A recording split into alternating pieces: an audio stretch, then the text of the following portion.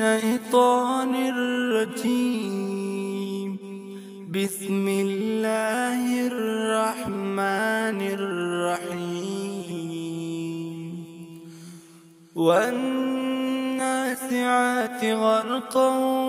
والناشطات نشطا والسابحات سبحا فالسابقات سبقا فالمدبرات أمرا يوم ترجف الراجفة تتبعها الرادفة قلوب يومئذ واجفة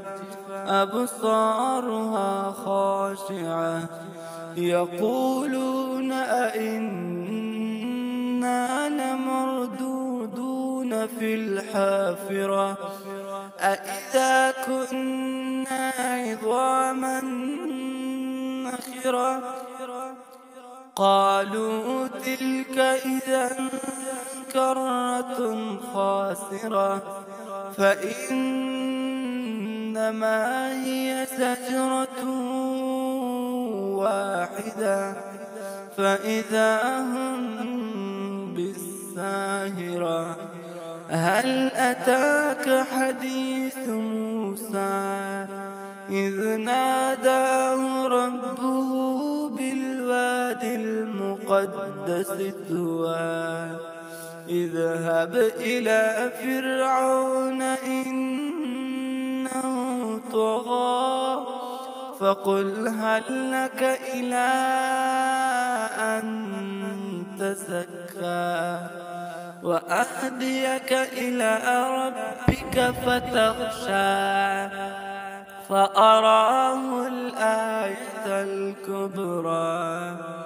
وكذب وعصى ثم أدبر يسعى فحشر فنادى فقال أنا ربكم الأعلى فأخذه الله نكال الآخرة والأولى إن في ذلك لعبرة لمن يخشى أأنتم أشد خلقا أم السماء بناها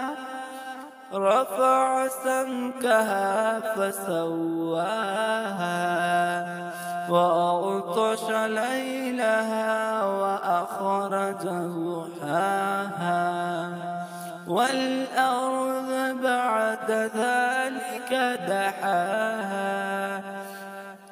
أخرج منها ماءها ومرعاها